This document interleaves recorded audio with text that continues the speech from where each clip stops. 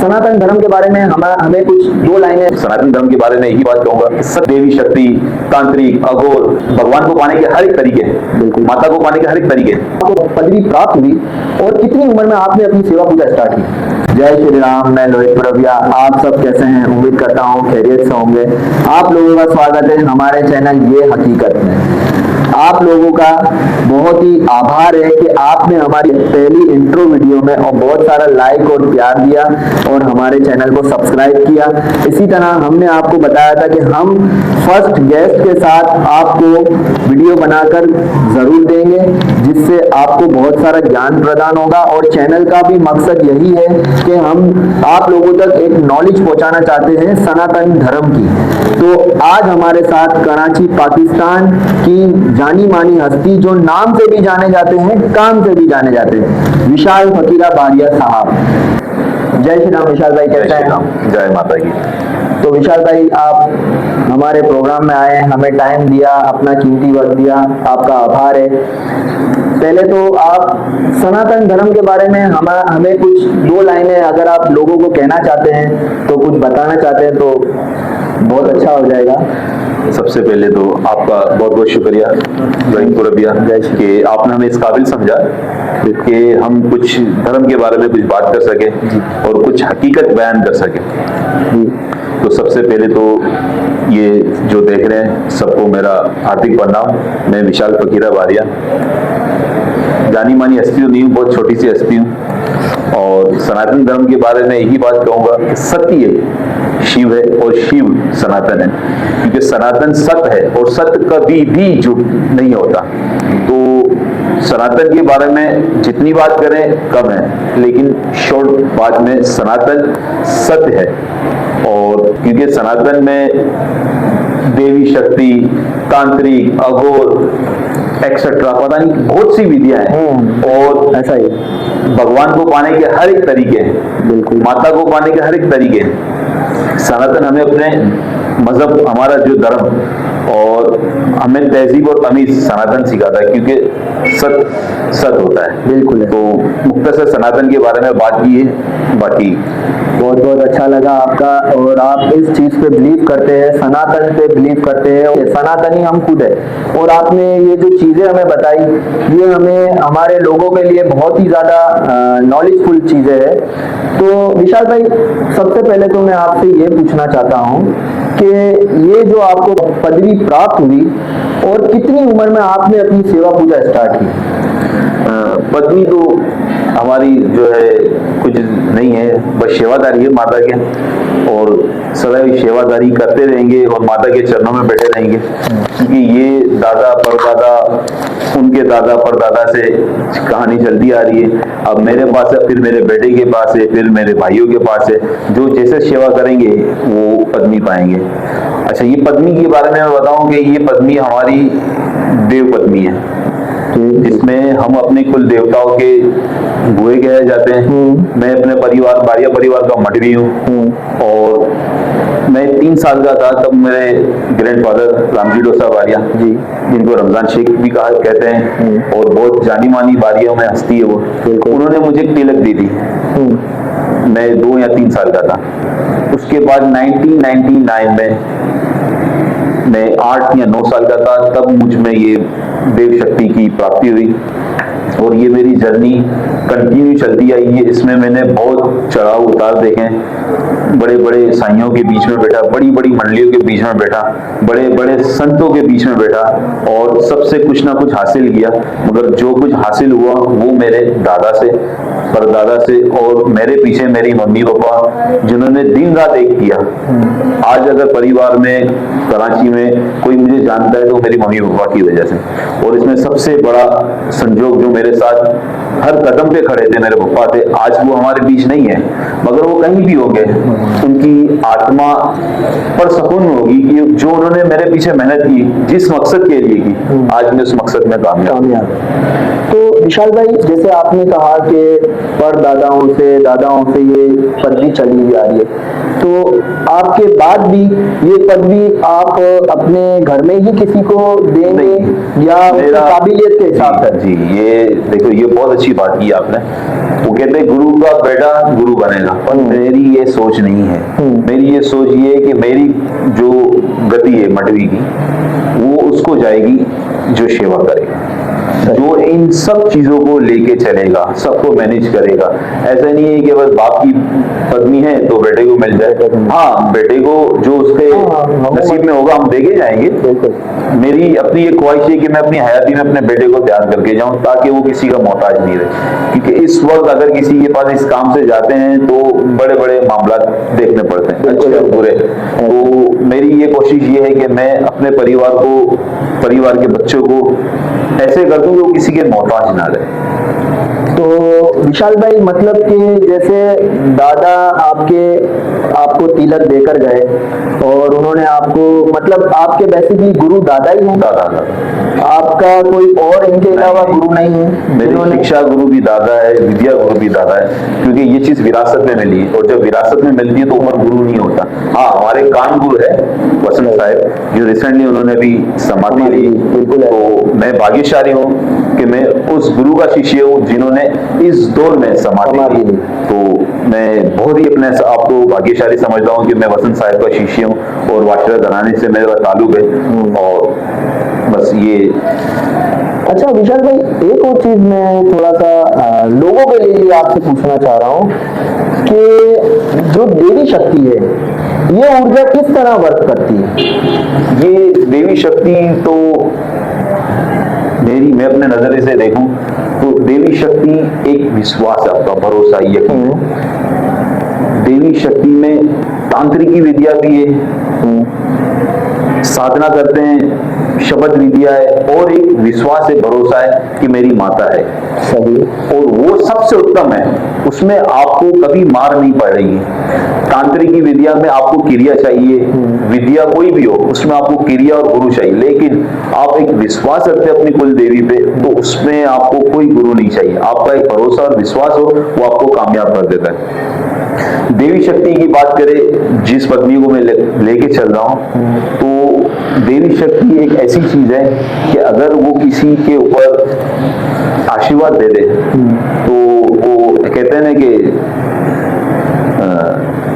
रिझे तो राज, कीजे तो खेदान मैदान। बिल्कुल। तो देवी शक्ति ऐसी है कि अगर हमारे पर रिझ गई तो आपके कुल को, सबको आबाद कर देगी, और अगर आपकी किसी गलती से खिंच गई तो बर्बाद कर देगी। और ऐसे बहुत बड़े दाखले हमारे शास्त्रों में भी कि जिसने देवी का गलत उपयोग किया है, देवियों का, तो उनके परिवार का सर्वनाश हो चुका है।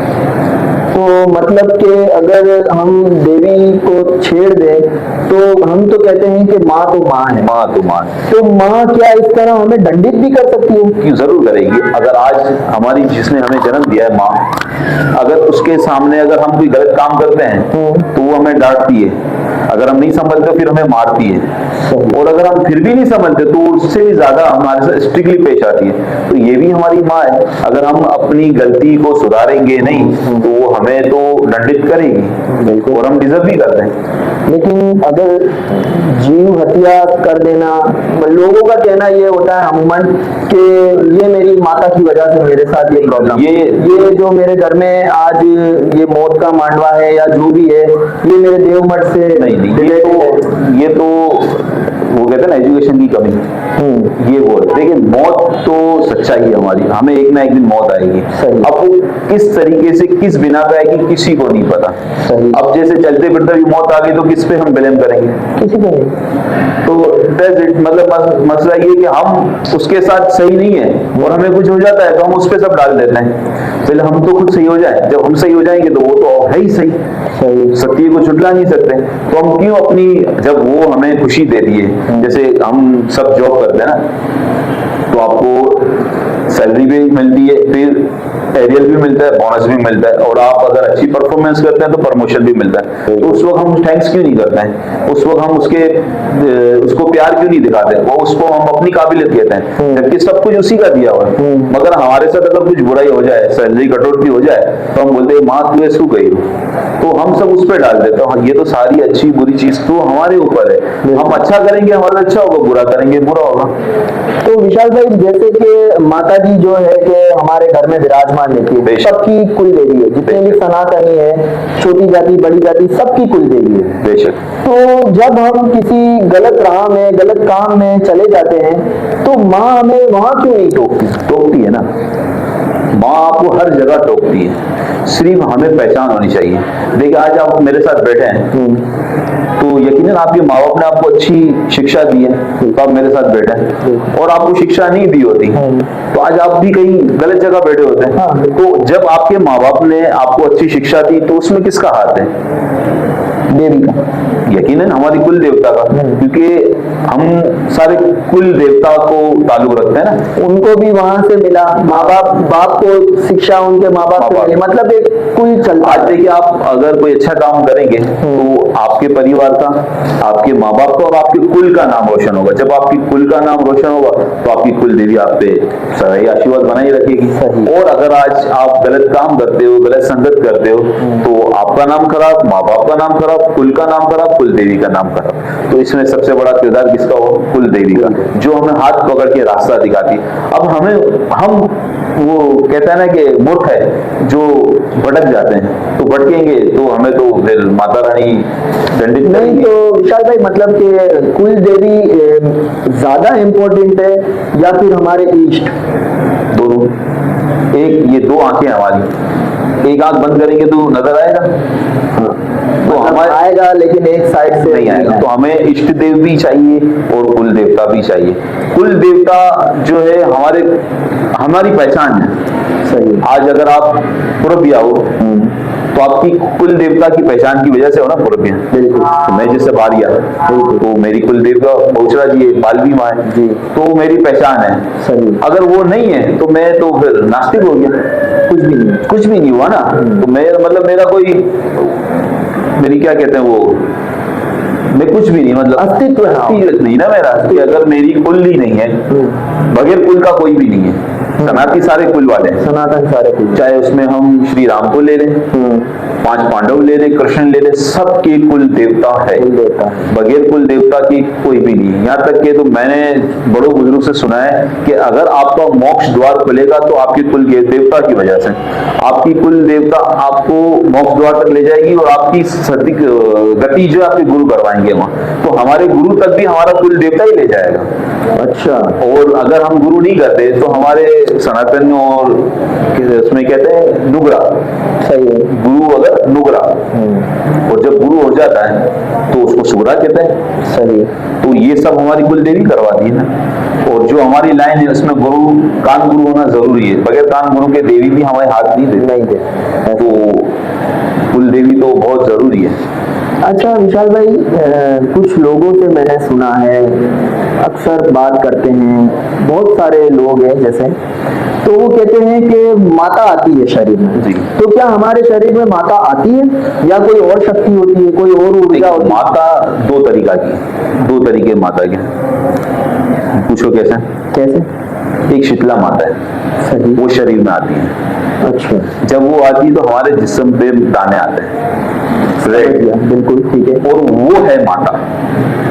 जब हमारे शरीर में वो आती है तो लोग क्या कहते हैं? अरे भाई यानी माँ है, बस माँ, इसको माता है। माता इंग्लिश में चिकन पॉक्स कहते हैं, मुस्लिम में कुछ खिसरे कहते हैं, और हम जो है माता कहते हैं। तो असल माता वो है, असल ना। देखें हमें हर किसी को आती है, सही, कोई ऐसा मानव नहीं है जिसको ये माँ ना आई है। सही, ये माता सबको आती है, छोटी या बड़ी आती है। अच्छा, दूसरी माता कुल देवता।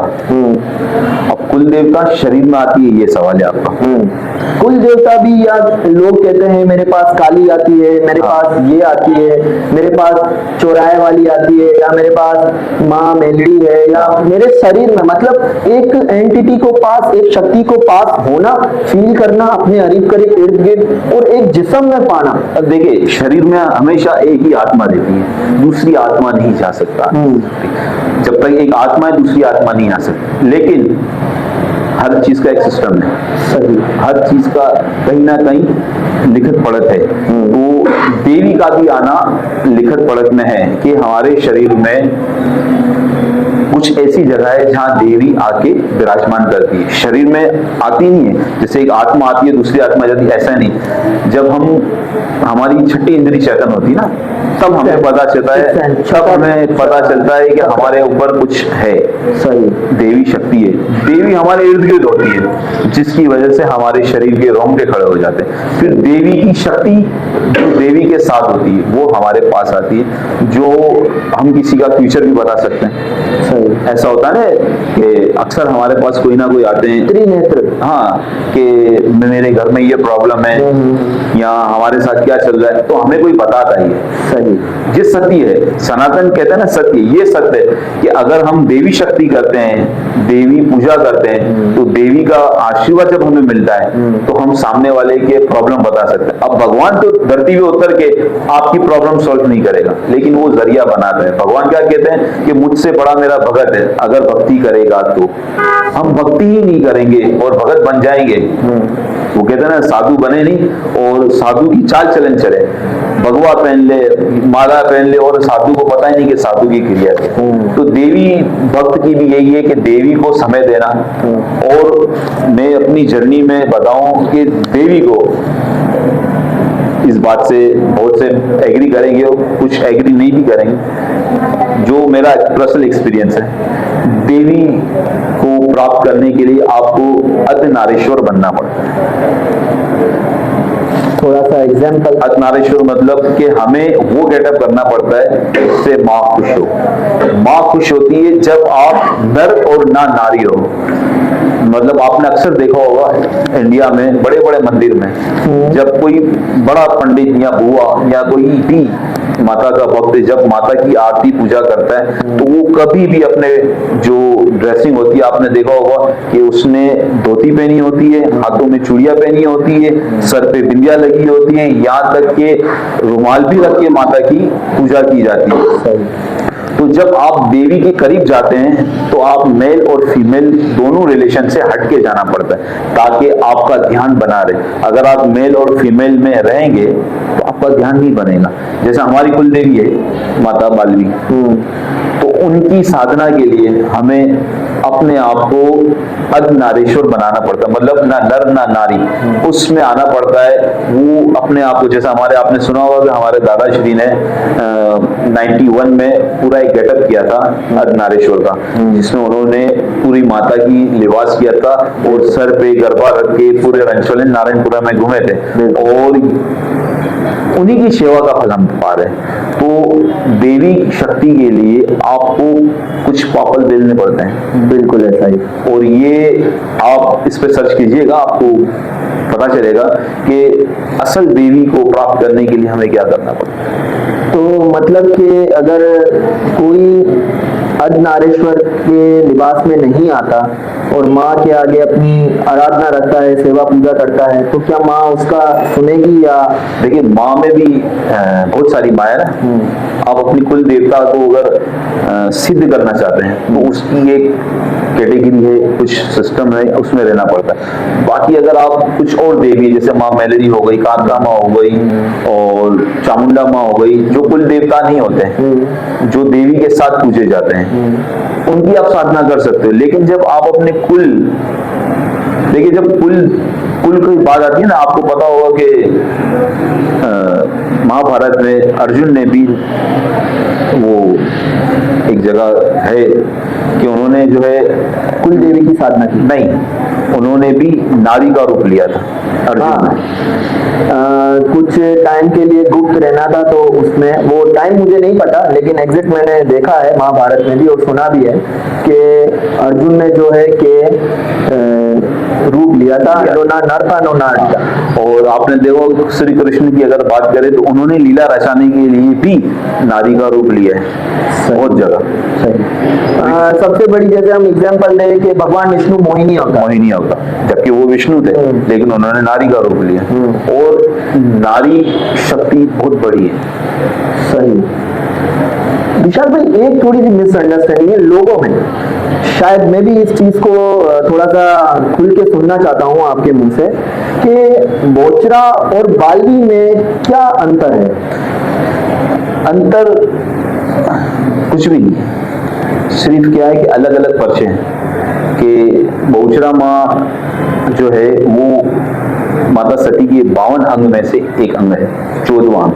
अच्छा। जो शंकरपुर में चमवाल चौक है वहाँ 14वां अंग पड़ा था और माँ बहुचरा जी की वहां से उत्पत्ति हुई थी। 14 शक्तिपीठ में गिना जाता है। 14वां अंग।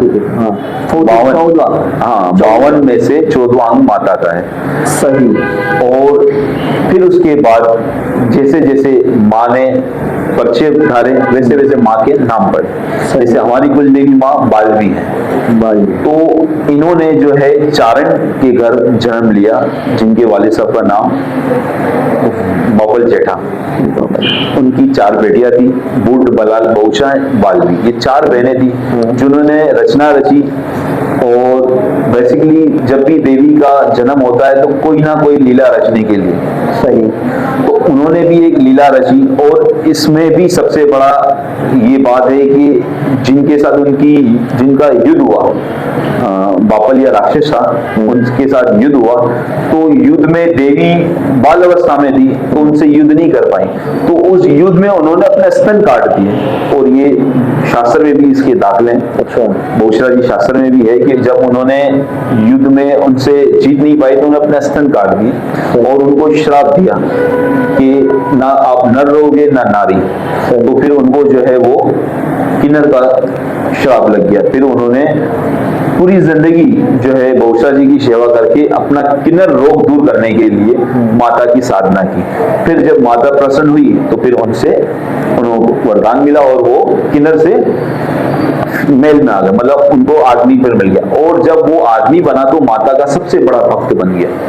और आज भी शंकरपुर, बहुचरा जी, महसाणा में ऐसे दाखले हैं कि माता बहुचरा जी ने, मतलब के किन्नर, वहाँ किन्नर कहते हैं, हम यहाँ पाविये कहते हैं। सही। वो माता का एक छोटा सा किस्सा है शंकरपुर का कि माता बहुचरा जी के मंदिर में एक पाविया जो किन्नर होते हैं उसने 16 श्रृंगार किया और माता को आस डाली। आस से मुराद के सेड़ा डाला और माँ से वरदान मांगा कि मुझे पुत्र मिले। तो वहाँ के जो ब्राह्मण थे उन्होंने माँ का आशीर्वाद लेके उसकी चोली में डाल दिया कि भाई पुत्र, कि आपको पुत्र मिलेगा। तो उसने घूंघट हटा के माँ की मूर्त के सामने और ब्राह्मण के सामने देख के बोला कि मुझे पुत्र कैसे मिल सकता है, मैं तो किन्नर हूँ, मेरे में तो वो है ही नहीं। तो वहां माता प्रकट होकर बोलती है कि आज से 9 महीने बाद अगर तेरी कोख से बेटे का जन्म होता है तो मुझे मानना कि मैं बहुचरा जी हूँ।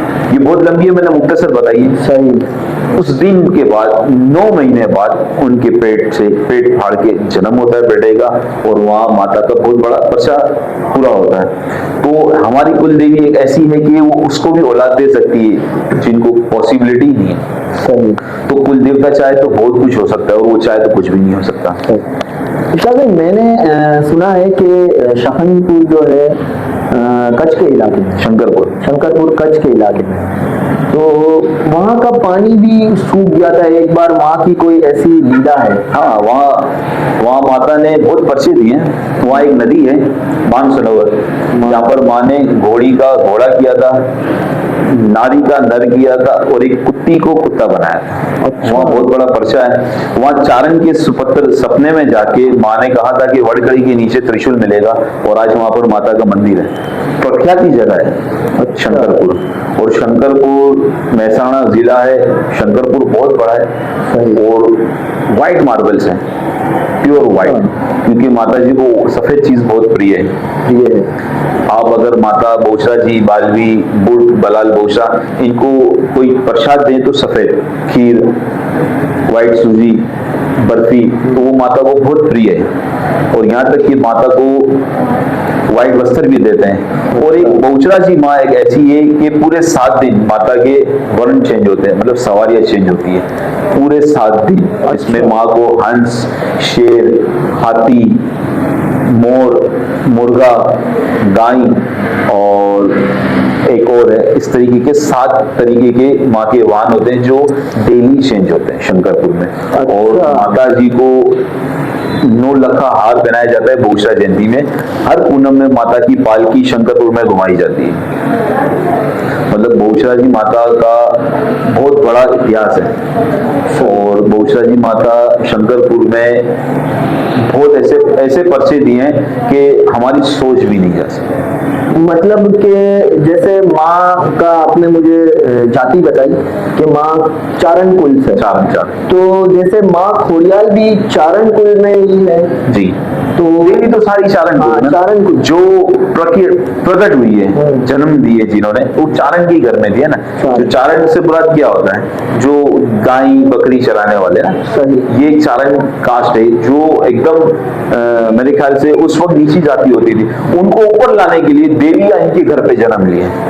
नहीं तो जैसे जब आपने कहा ना कि मतलब माता बोचरा ने भी जन्म लिया, जी जी, आपने नाम भी बताया उनके बाप का, और उनको मतलब मैं ये पूछना चाह रहा हूँ कि जैसे आपने कहा कि 52 पीठ में से हाँ 14 पीठ जो है वो माँ स्वयं बोचरा जी। हाँ। तो मतलब जहाँ जहाँ 52 माँ के पीठ पड़े हैं वहाँ तो मंदिर उत्पन्न हुए हैं ना जी।